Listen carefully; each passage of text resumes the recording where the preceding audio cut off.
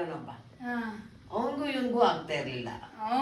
ಹೌದು, ಅವನ್ ಬಂದ್ ಕಂಪ್ಲೇಂಟ್ ಮಾಡೋದು. ಅವನು ಕಂಪ್ಲೇಂಟ್. ಇವನ್ ಯಾವಾಗ್ಲೂ ಹೊಡೆದ್ಬಿಟ್ಟು ಬಂದಿದ್ದಾನೆ ಹೊರತು ಹೊಡೆಸ್ಕೊಂಡು ಬಂದಿರೋದು ಯಾವ್ದೋ ಕಂಪ್ಲೇಂಟ್ ಇಲ್ಲ. ಹೊಡೆದಿದ್ದಾನೆ ಅನ್ನೋದೇ ಕಂಪ್ಲೇಂಟ್, ಹೊಡೆದು ಬಂದಿರೋದೇ ಕಂಪ್ಲೇಂಟ್. ಇವನು ಆ ಎದುರುಗಡೆ ಮನೆ ಆ ಸ್ಕೂಟರ್ ಅವನಿಗಂತೂ ಎಷ್ಟು ಪ್ರಾಣ ಹಿಂಡ್ಬೋದು ಅಷ್ಟೆಲ್ಲ ಪ್ರಾಣ ಹಿಂಡ್ ಬಂದ್ಬಿಟ್ಟಿದ್ದಾನೆ ಅದ್ಲಾಗಿ ಅವನಂತೂ ಅವನ ಗಾಡಿ.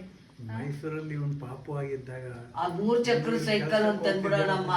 ಅವ್ನ ಮನೆಯಲ್ಲಿ ಕೆಲ್ಸಕ್ಕೆ ಹೋಗ್ತಿಲ್ಲ ಇವನು. ಅವ್ರ ಹೆಸರೇನು ಪ್ರೇಮ? ಯಾರೇನು? ಅವಾಗ ಇವನ್ನ ಸಂಜೆ ಆಯ್ತು ಅಂತ ನಾನು ಬೆಮ್ಮೆಲ್ ಪಾರ್ಕ್ ಕರ್ಕೊಂಡು ಹೋಗ್ದೆ. ಕರ್ಕೊಂಡು ಅಲ್ಲಿ ಜಾರು ಬಂಡೆ ಎಲ್ಲ ಇತ್ತು. ಆ ಜಾರು ಬಂಡೆಯಲ್ಲಿ ಇವನ್ನ ಆಡ್ಸೋದು. ಎಲ್ಲಿ ಬಿದ್ಬಿಡ್ತಾನೆ ನನಗೆ. ಇವನು ನಾನು ತಪ್ಪಿಕೊಂಡು ಆ ಜಾರು ಬಂಡೆ ನಾನು ಜಾರೋದು.